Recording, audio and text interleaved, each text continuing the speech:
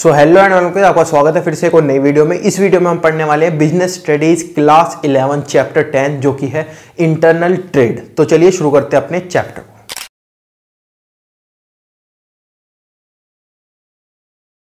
तो देखो, पहले मैं आपको बता देता हूं कि इस चैप्टर में हमको पढ़ना क्या क्या है। सबसे पहले हम पढ़ेंगे ट्रेड के बारे में कि ट्रेड क्या होता है। तो देखो,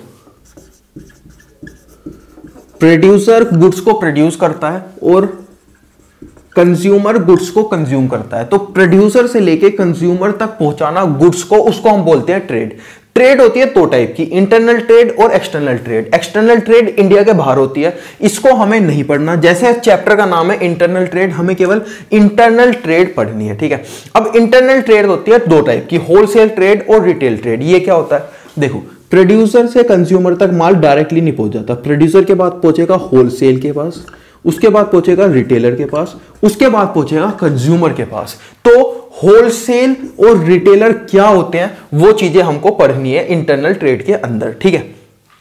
अब होलसेल ट्रेड जो है वो कुछ सर्विस प्रोवाइड करेगा प्रोड्यूसर को और रिटेलर को। तो इसकी सर्विसेज के बारे में हमको पढ़ना है, प्रोड्यूसर को क्या प्रोवाइड करेगा और रिटेलर को क्या प्रोवाइड करेगा। ऐसे ही रिटेलर भी सर्विस प्रोवाइड करेगा, किसे, कंज्यूमर को और होलसेलर या फिर प्रोड्यूसर को। तो इसकी सर्विसेज के बारे में भी हमको पढ़ना है कि होलसेलर और प्रोड्यूसर को क्या प्रोवाइड करेगा और कंज्यूमर को क्या प्रोवाइड करेगा। इसके बाद लास्ट में हमें पढ़ना पड़ेगा कि रिटेल ट्रेड के टाइप्स कौन कौन से होते हैं, इटिनेरेंट रिटेलर और फिक्स्ड शॉप रिटेलर। तो ये सब कुछ हमें इस चैप्टर के अंदर पढ़ना है। अब एक एक करके इनको पढ़ते हैं।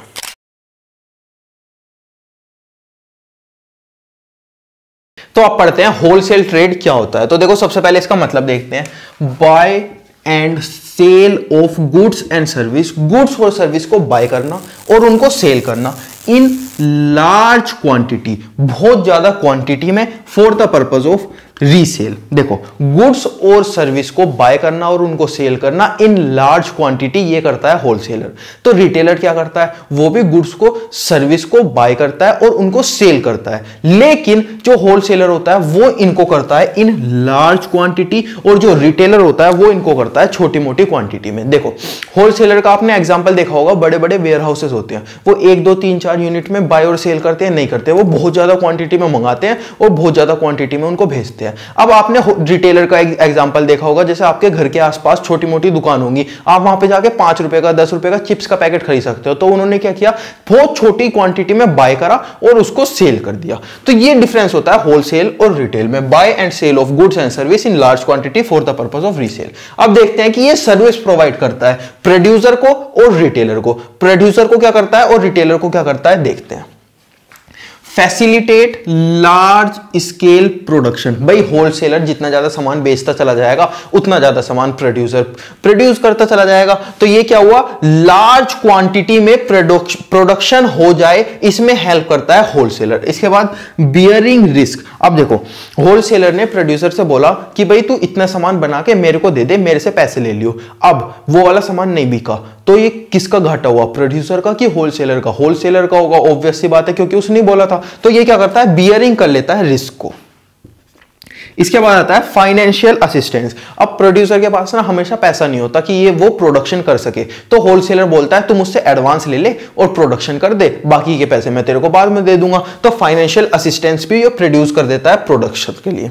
इसके बाद एक्सपर्ट एडवाइस। होलसेलर क्या करता है, वो मार्केट के अंदर रहता है। प्रोड्यूसर तो केवल सामान बना रहा है, पर होलसेलर मार्केट के अंदर है, तो उसे पता है कंज्यूमर को क्या अच्छा लगता है क्या नहीं अच्छा लगता। तो वो एक्सपर्ट एडवाइस दे देता है प्रोड्यूसर को कि भाई अगर तुम ये वाला गुड बना रहे हो तो इसको इस हिसाब से बनाओ जिससे कि कंज्यूमर को और ज्यादा पसंद आए और ज्यादा सेल हो। इसके बाद करता है हेल्प इन मार्केटिंग। अब देखो, सपोज एक कंपनी है, वो एक गुड बनाई जा रही है, पब्लिक को पता ही नहीं है ऐसी कंपनी भी है और ऐसा गुड भी आता है। तो कंपनी को ना मार्केट करना अपना प्रोडक्ट बहुत ज्यादा जरूरी होता है। अब प्रोड्यूसर तो ये करता ही करता है, होलसेलर को भी तो सेल करनी है ना अपनी, तो होलसेलर भी कभी कभी मार्केटिंग कर देता है, जिससे हेल्प हो जाती है प्रोड्यूसर की। Production continuity. होलसेलर बेचे जा रहा है, प्रोड्यूसर बनाया जा रहा है, फिर होलसेलर के पास आ रहा है, फिर वो बेच रहा है, फिर प्रोड्यूसर बना रहा है, फिर होलसेलर के पास आ रहा है, फिर वो बेच रहा है। तो ये हमेशा कॉन्टिन्यूअस प्रोसेस है, प्रोडक्शन कॉन्टिन्यूअस होता चला जाता है। उसके बाद स्टोरेज। सपोज प्रोड्यूसर बनाता तो उसको गुड्स भी स्टोर करने पड़ते। अब होलसेलर बोल रहा है प्रोड्यूसर तू बना, प्रोड्यूसर ने बना के होलसेलर को दे दिए, तो होलसेलर खुद से उसे स्टोर करेगा ना, तो किसकी हेल्प हो गई, प्रोड्यूसर की हेल्प हो गई। अब रिटेलर को भी ये कुछ सर्विस प्रोवाइड कर देता है, कैसे, गुड्स अवेल, सबसे पहले तो अवेलेबल करवा के गुड्स को, ये सबसे बड़ी हेल्प है रिटेलर को। जब भी चाहिए इनके पास गुड अवेलेबल होते हैं, इनसे आओ ले जाओ। इसके बाद मार्केट सपोर्ट, मार्केट सपोर्ट ये प्रोवाइड कर देता है। आपने देखना है आपके घर के आसपास किराना की दुकान होगी, वहां पर मीट बिकता है क्या? मीट नहीं बिकता। वहां पर एक स्पेसिफाइड प्लेस होती है जहां पर मीट बिकता है या फिर जहां पर कोई और सामान बिकता है। तो मार्केट सपोर्ट ये प्रोवाइड कर देता है कि भाई ये वाला सामान ना यहां पर बिकेगा या फिर ये वाला सामान ऐसे बिकेगा वैसे बिकेगा। ये किसको प्रोवाइड कर देता है? रिटेलर को, जिससे कि इसकी भी सेल बढ़ जाती है और रिटेलर की भी सेल बढ़ जाती है। उसके बाद ग्रांट ऑफ क्रेडिट, रिटेलर के पास हमेशा पैसे नहीं होते कि वो सामान को खरीद सके, तो होलसेलर बोलता है तू मुझसे उधार पे ले जा, क्रेडिट करवा जा सामान को, जब बिक जाए जब मेरे को पैसे दे दियो। उसके बाद स्पेसिफाइड नॉलेज, अब क्योंकि होलसेलर के अपना बहुत ज्यादा बड़ा बिजनेस होता है तो उसके पास बहुत ज्यादा नॉलेज होती है, वो उसको शेयर कर देता है रिटेलर से, जिससे कि रिटेलर की भी हेल्प हो जाए और उसकी भी सेल इंक्रीज हो जाए। रिस्क शेयरिंग, अब रिटेलर के पास सामान नहीं बिका तो वो वापस कर देगा होलसेलर को, ये वाली फैसिलिटी उसको दी जाती है। तो ये रिस्क बियर कर लेता है या फिर रिस्क शेयर कर लेता है रिटेलर के पास कि भाई अगर तेरा सामान नहीं बिका तो कोई दिक्कत नहीं है, तू मेरे को दे दियो। तो ये चेन कैसे चलती है? सबसे पहले प्रोड्यूसर बनाता है, फिर होलसेलर के पास आता है, उसके बाद आता है रिटेलर के पास, और इसीलिए ये होलसेलर इसको भी सर्विस प्रोवाइड करता है और इसको भी सर्विस प्रोवाइड करता है।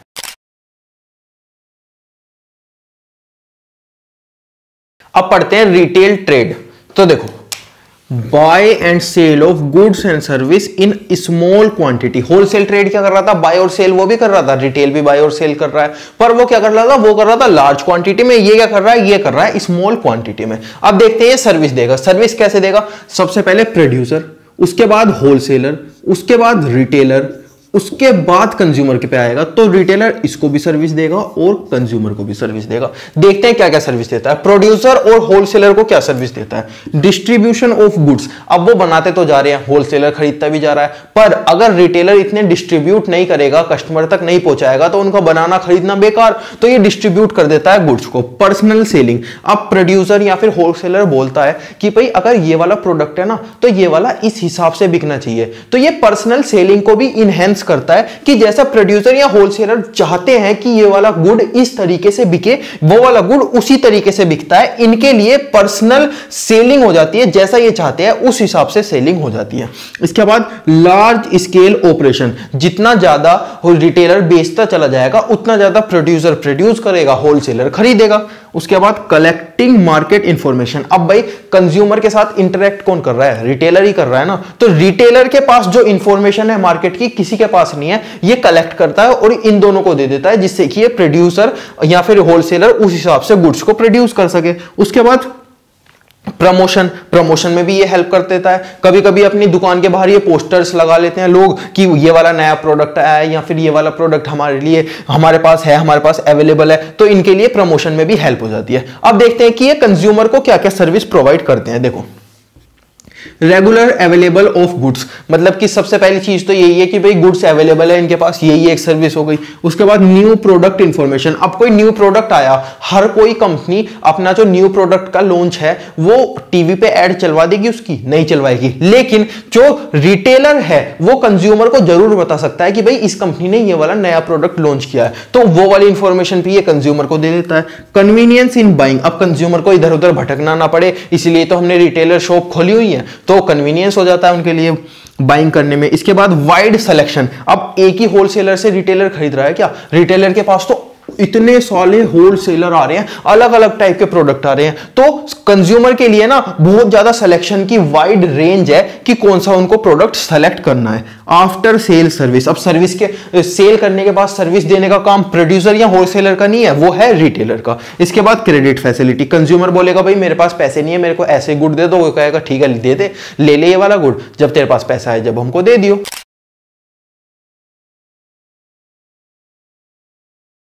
तो आप पढ़ते हैं टाइप ऑफ रिटेलर्स। तो देखो, दो टाइप के रिटेलर्स होते हैं, एक होते हैं इटिनेरेंट और एक होते हैं फिक्स्ड। ये जो होते हैं ये मूवेबल होते हैं, ये एक जगह से दूसरी जगह चले जाते हैं, और ये फिक्स्ड होते हैं, ये एक जगह से दूसरी जगह नहीं जाते। अब देखते हैं इसमें कौन कौन से टाइप आते हैं। देखो, पैडलर्स, होकर्स, जो ठेले वाले होते हैं वो आसपास घूमते रहते हैं, वो फिक्स्ड होते हैं नहीं, वो आसपास घूमते रहते हैं, उनको हम बोलते हैं पैडलर्स या होकर्स। इसके बाद आते हैं मार्केट ट्रेडर, जो कि केवल एक स्पेसिफाइड डे कहीं पर भी लगते हैं, जैसे मंगल बाजार आपके घर के आसपास लगता होगा या फिर सैटरडे संडे को कोई मार्केट लगता होगा, वहां पर आकर कुछ लोग बैठ जाते हैं, उनको हम बोलते हैं मार्केट ट्रेडर्स। उसके बाद आते हैं स्ट्रीट ट्रेडर्स, जैसे कोई पॉपुलर जगह पर अगर कोई इंसान आकर बैठ जाता है तो उसको हम बोलते हैं स्ट्रीट ट्रेडर। जैसे रेलवे के आसपास कितने सारे लोग आते जाते हैं, बस स्टैंड पे कितने सारे लोग आते जाते हैं, वहां पर खाना वाना बेचने वाले या फिर मूंगफली बेचने वाले खड़े हो जाते हैं, उनको हम बोलते हैं स्ट्रीट ट्रेडर। उसके बाद आता है चीप जैकर्स, जो कि टेम्पररी आके बैठ जाते हैं, कहीं पर आके 2-3 दिन के लिए ठेला लगा लिया, 1 हफ्ते के लिए, 10 दिन के लिए ठेला लगा लिया, वगैरह वगैरह। इसके बाद आते हैं फिक्स्ड, जो कि मूवेबल नहीं होते। इसमें 2 आते हैं, स्मॉल और लार्ज। स्मॉल के अंदर आता है जनरल स्टोर, जो कि रेजिडेंस के आसपास होते हैं, मतलब कि जो आपके घर के आसपास किराना स्टोर होंगे या जनरल स्टोर होंगे उनको। इसके बाद आता है स्पेशलिस्ट शॉप्स, जो कि पॉपुलर जगह पे होती है। पॉपुलर जगह जैसे आप कन्नाट प्लेस गए होंगे, सीपी गए होंगे दिल्ली में, वहां पर एक स्पेसिफाइड जगह है जहां पर स्पेसिफाइड टाइप की शॉप्स मिल जाती है, जैसे इलेक्ट्रॉनिक्स या फिर कपड़ों की शॉप या अलग अलग शॉप, वो बहुत ज्यादा पॉपुलर जगह पे होती है, उनको हम बोलते हैं स्पेशलाइज्ड शॉप। इसके बाद आता है स्ट्रीट स्टॉल होल्डर्स, जैसे हैवी फ्लो ऑफ ट्रैफिक जहां पर है वहां पर किसी ने शॉप लगाई हुई है, या फिर जैसे बस स्टैंड है, जैसे यहां पर तो टेम्परेरी था, कुछ लोग आके कुछ दिन के लिए बैठ गए, लेकिन बस स्टैंड पे एक परमानेंट दुकान है जहां पर बहुत ज्यादा लोग आते जाते रहते हैं, उस वाली दुकान पर, उसको हम बोलते हैं स्ट्रीट स्टॉल होल्डर्स। इसके बाद आते हैं second hand shop. Second hand shop कहीं भी हो सकती है, किसी भी जगह हो सकती है, कितने भी दिन के लिए हो सकती है, बस फिक्स्ड होगी और वहां पर सेकंड हैंड चीजें बिकेंगी और बाय की जाएंगी। इसके बाद आता है लार्ज। तो फिक्स्ड के अंदर 5 अलग अलग टाइप के स्टोर्स आते हैं। सबसे पहले देखते हैं डिपार्टमेंटल स्टोर, जैसे आपने देखा होगा बिग बाजार वगैरह होते हैं या वॉलमार्ट वगैरह होते हैं। Large store have several type of goods, जिसके अंदर बहुत सारे टाइप के गुड्स होते हैं, क्लोथ भी मिलते हैं आपको, घर का सामान भी मिलता है, एसेंशियल्स भी मिलते हैं, वगैरह वगैरह सब चीजें आपको मिलते हैं। अब देखते हैं इसके एडवांटेजेस क्या होते हैं। तो देखो, लार्ज नंबर ऑफ कस्टमर, अब ये बहुत बड़े होते हैं साइज में, अच्छी लोकेशन पे होते हैं, तो इनके अंदर कस्टमर भी बहुत सारे आते हैं। इजी टू बाय करने में आपको इजीनेस होती है, मतलब आपके पास सारी चीजें, आपको कंपेयर कर लो सारी चीजें या फिर अलग अलग डिपार्टमेंट में जाके अलग अलग चीजें खरीद लो। अट्रैक्टिव सर्विसेज, आपने देखा होगा बिग बाजार में कभी गए हो तो आसपास लोग घूमते रहते हैं, आपको उनसे बोलो कि ये वाली चीज चाहिए, वो फौरन लाके दे देते हैं। आप पूछते हो कि इस वाली चीज की स्पेसिफिकेशन क्या है, वो फौरन आपको बता देते हैं। तो अच्छी सर्विस भी ये हमको प्रोवाइड कर देते हैं। इकोनॉमी लार्ज इन स्केल, अब हम एक साथ बहुत सारी चीजें खरीदेंगे, उनको सेल करेंगे, तो हम थोड़े इकोनॉमिकल प्राइस पे, यानी कि कम प्राइस पे, डिस्काउंट पे हम उसको सेल कर सकते हैं। प्रमोशन, इसमें प्रमोशन भी अपने आप ही हो जाता है। बिग बाजार के अंदर सब कुछ मिलता है तो हर चीज का प्रमोशन हो जाता है। सपोज मैं किसी बिग बाजार के अंदर गया, वहां पर खरीदने गया बिस्किट इस वाली कंपनी के खरीदने गया था, इस वाली कंपनी के मेरे को साइड में रखे हुए अपने आप दिख गए, तो इस वाली का प्रमोशन अपने आप ही हो गया। तो ऐसी चीजें भी हमारे पास हो जाती है। इसके बाद आता है लिमिटेशंस, बुराई चीज क्या है इसमें, देखो, नो पर्सनल अटैचमेंट। बिग बाजार के मालिक को पता होगा कि उसका सामान कौन खरीद रहा है, उसके स्टोर में कौन आ रहा है, पर्सनल अटैचमेंट होता ही नहीं है बिल्कुल भी। हाई कॉस्ट, कभी कभी इसकी कॉस्ट भी हाई हो जाती है क्योंकि इसे बनाने के लिए बहुत बड़ी जगह चाहिए, अच्छी लोकेशन चाहिए। हाई रिस्क, अब कॉस्ट ज्यादा होगी तो रिस्क भी ज्यादा होगा। इनकन्वीनियंस लोकेशन, कभी कभी ये सिटी के बाहर बनाने पड़ जाते हैं। पता है क्यों बनाने पड़ जाते हैं? क्योंकि सिटी के अंदर इतनी जगह नहीं होती और जगह इनको चाहिए बहुत सारी। इसके बाद सेकेंड टाइप देखते हैं जो कि है चेन स्टोर या मल्टीपल स्टोर। इसमें क्या होता है, एक ब्रांड का, एक चीज का बहुत सारे स्टोर होते हैं। जैसे आपने सुना होगा डॉक्टर लाल पैथ, उसने अलग अलग जगह अपने क्लिनिक खोले हुए हैं। बहुत सारी पतंजलि आपने सुना होगा, उसने अलग अलग जगह अपने स्टोर खोले हुए हैं। Network of retail shop. अब देखते हैं इसके एडवांटेजेस क्या होते हैं। इकोनॉमिकल, प्राइस में ये सस्ता पड़ता है क्योंकि बहुत सारा माल एक साथ खरीद लेते हैं। मिडलमैन, ये मिडलमैन की तरह काम करता है, किसके बीच में, प्रोड्यूसर के और कंज्यूमर के बीच में। इसके बाद नो बैड डेब्ट, बैड डेब्ट इसके अंदर नहीं होते, मतलब पैसा बहुत कम मरने के चांस होते हैं क्योंकि छोटे छोटे स्टोर बहुत सारे बनाए हुए हैं। गुड्स ट्रांसफर, अब एक स्टोर पे गुड्स नहीं बिक रहे, वो दूसरे स्टोर पे ट्रांसफर कर सकता है, तो ये भी फैसिलिटी हमको इसके अंदर मिल जाती है। लो रिस्क, रिस्क भी लो होता है क्योंकि ज्यादा से ज्यादा क्या होगा, एक स्टोर का सामान नहीं बिकेगा, उस सामान को ले जाके कहीं और स्टोर में डाल दो, वहां पे बिक जाएगा, तो रिस्क तो बहुत ही ज्यादा कम होता है। फ्लेक्सिबिलिटी, एक सामान नहीं बिक रहा आप उसे दूसरे स्टोर में भेज दो, दूसरा सामान नहीं बिक रहा उसे ज्यादा मंगा लो, वगैरह वगैरह। इसके बाद देखते हैं इसके लिमिटेशंस क्या होते हैं। लिमिटेड सिलेक्शन चॉइस, मतलब कि छोटे छोटे स्टोर है। अब डिपार्टमेंटल में क्या था, एक स्टोर था उसमें सब कुछ था, लेकिन छोटे छोटे स्टोर है जहां पर ज्यादा सामान नहीं बिक पाता, तो वहां पर क्या करेंगे, बहुत लिमिटेड चॉइस होगी लोगों के पास। इसके बाद लैक ऑफ इनिशिएटिव, इनिशिएटिव इसके अंदर बहुत कम होगा, मतलब एक इंसान ज्यादा से ज्यादा कितना सामान बेच लेगा, एक छोटा स्टोर ज्यादा से ज्यादा कितना सामान बेच लेगा। पर्सनल टच, पर्सनल टच इसके अंदर नहीं होगा, जो मालिक है अब उसे पता ही नहीं चलेगा कि हमारे स्टोर में कौन आ रहा है कौन जा रहा है। चेंज इन डिमांड, अब सपोज डिमांड चेंज हो गई, एक स्टोर के पास सामान था ही ना, जिस चीज की डिमांड बढ़ गई तो वहां पर तो वो पैसे कमा ही नहीं पाएगा, उसको सेल कर ही नहीं पाएगा, तो चेंज इन डिमांड होती है तो हमारे पास एकदम से दिक्कत आ जाती है। इसके बाद थर्ड टाइप देखते हैं, mail order house. Mail order house क्या होता है, जैसे फ्लिपकार्ट, अमेजोन आपने सुना होगा, उसमें क्या करते हैं, हम सिर्फ ऑर्डर रिसीव करते हैं और ऑर्डर भेज देते हैं, फिजिकली कुछ भी ट्रांजैक्शन नहीं होती, नॉट फिजिकल बट वर्चुअल। इसके मेरिट देखते हैं, लिमिटेड कैपिटल, बहुत कम कैपिटल चाहिए, अमेजोन को तो बस वर्चुअली काम करना है, बहुत कम पैसे लगेंगे। मिडिलमैन, ये मिडिलमैन की तरह काम करते हैं, जैसे यहाँ पे प्रोड्यूसर, मिडिलमैन और कंज्यूमर थे। नो बैड डेप्ट, इसके अंदर बैड डेप्ट भी बहुत कम होता है, पहले पैसे ले लेते हैं उसके बाद सर्विस देते हैं। वाइड रीच, इसमें बहुत ज्यादा रीच दे देते हैं। अमेजोन का एक ऑफिस है दिल्ली में, हेड ऑफिस, या 2 ऑफिस है, एक दिल्ली में एक मुंबई में, लेकिन पूरे इंडिया में वो अपनी सर्विस दे रहा है। इसके बाद लो कॉस्ट, इसमें कॉस्ट भी बहुत ज्यादा लो आती है, आपको ना तो कहीं पे शॉप लेनी, ना उसका रेंट देना, ना शॉप खरीदनी, ना वहां पर लोग रखने, वर्चुअली लोग देखेंगे, इसमें कॉस्ट भी बहुत ज्यादा कमाएगी। इसके बाद इसकी मेरिट्स, लिमिटेशंस आते हैं। पर्सनल कॉन्टैक्ट, पर्सनल कॉन्टैक्ट नहीं हो पाता इसके अंदर, आप प्रोडक्ट को भी नहीं देख पाओगे, उसको कौन सेल कर रहा है उस इंसान से कभी नहीं मिल पाओगे। High promotion cost, promotion cost बहुत ज्यादा आती है। हमें अमेजोन को देखा है कहां कहां पर ऐड होते हैं, आईपीएल के अंदर ऐड होते हैं, कितने महंगे महंगे ऐड होते हैं, बहुत ज्यादा प्रमोशन करना पड़ता है।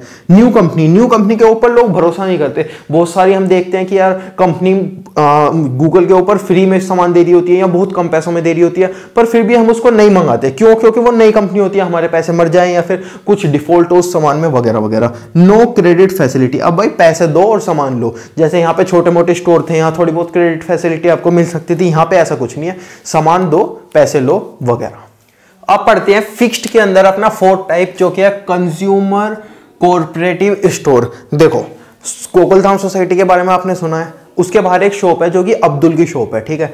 अब वो अब्दुल की शॉप केवल गोकुल धाम वालों को सामान अगर सेल करने लगे, मतलब कि वो शॉप बाहर वालों के लिए नहीं है, कोई और सोसाइटी का बंदा आया अब्दुल की शॉप पे, उसने कहा ये दे दो, उसने कहा कि नहीं मैं नहीं दे सकता, लेकिन कोई भी गोकुल धाम का बंदा आया, उसने कहा ये दे दो, वो दे देगा, तो उसको हम बोलते हैं कंज्यूमर शॉप। कंज्यूमर शॉप कौन सी होती है, कंज्यूमर मिलकर एक शॉप खोल लेते हैं जिसके अंदर सामान रखा रहता है, एक इंसान होता है, जो भी वो मांगते हैं वो उससे ले लेते हैं। कंज्यूमर देमसेल्फ, खुद से वो शॉप खोलते हैं। इजी इंफॉर्मेशन, अब मुझे पता है मेरे को क्या चाहिए, तो मैं उस दुकान के अंदर वही सामान रखूंगा ना, तो इजी इंफॉर्मेशन मिल जाती है। लिमिटेड लाइबिलिटी, हमें जरूरत के अलावा कोई सामान रखना ही नहीं है, जो चीज हम खरीदेंगे बस वही रखेंगे। लो प्राइस, कम प्राइस में बन जाएगी, जब हम बिना फालतू का सामान नहीं भरेंगे उसके अंदर तो कम ही सामान लगेगा।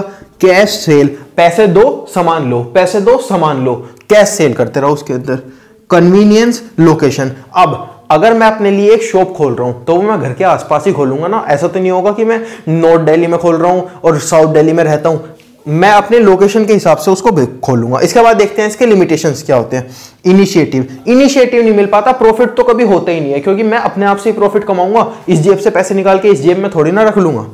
शॉर्टेज ऑफ फंड्स, फंड्स की शॉर्टेज आ जाती है कभी कभी, क्योंकि यहाँ पे कोई बाहर से प्रॉफिट कमाने वाला इंसान तो आएगा नहीं, तो वो पैसे को लगाएगा कोई भी। उसके बाद बिजनेस ट्रेडिंग, अब इसमें ट्रेडिंग का बिजनेस होता है, क्योंकि ये तो इसके अंदर हमें प्रॉफिट कभी भी नहीं कमाना, क्योंकि ये हम अपने खुद के लिए ही रखते हैं। इसके बाद अगला आता है लास्ट, जो कि है सुपर मार्केट। सुपर मार्केट क्या होता है, ये एक तो सिटी के बाहर होता है, मतलब कि आपके घर से काफी दूर होगा, लेकिन यहां पर बहुत सारी चीजें होगी। सबसे पहले हमने क्या देखा था, डिपार्टमेंटल। डिपार्टमेंटल के अंदर क्या था, सिटी में था और सारी चीजें थी, ये सिटी के बाहर होगा और डिपार्टमेंटल से भी ज्यादा ही चीजें इसके अंदर होगी। लार्ज वैरायटी, वो भी लो कॉस्ट के ऊपर, क्योंकि सपोज डिपार्टमेंटल 100 उठाता है, लेकिन ये उठा लेता है 1,00,000 यूनिट। 100 यूनिट उठाएगा और 1,00,000 उठाएगा तो इसे डिस्काउंट मिल जाएगा ना, तो हमें भी लो प्राइस में ये पड़ जाता है। अब ये वाला कॉन्सेप्ट ना सुपरमार्केट का इंडिया के अंदर ज्यादा नहीं है, पर यूएसए के तरफ ये वाला कॉन्सेप्ट बहुत ज्यादा है। सिटी के बाहर एक मॉल होता है, वहां पे सारी चीजें मिल जाती है एक बार में। वन रूफ लो प्राइस, एक रूफ के अंदर लो प्राइस पे आपको सब कुछ मिल जाएगा। नो बैड डेप्ट, अब आप सीधा सामान लोगे, पैसा दोगे, तो बैड डेप्ट कभी भी होएगा ही नहीं इसके अंदर। वाइड सिलेक्शन, बहुत सारा सामान होगा तो सिलेक्शन की रेंज वाइड होगी। लार्ज स्केल इकोनॉमिकल, अब बहुत सारे चीजें वो खरीदेगा, लार्ज स्केल पे होगा तो वो इकोनॉमिकल भी रहेगी। इसके बाद आता है लिमिटेशन, जो कि है नो क्रेडिट, उधार पे सामान ये नहीं देते। No personal touch, personal touch नहीं होता क्योंकि बहुत सारे लोग आते हैं, बहुत सारे लोग जाते हैं। हाई इन्वेस्टमेंट, इन्वेस्टमेंट क्योंकि इसके अंदर हमें बहुत सारा सामान रखना पड़ता है, तो इसके अंदर जो इन्वेस्टमेंट होती है वो भी बहुत ज्यादा हाई होती है।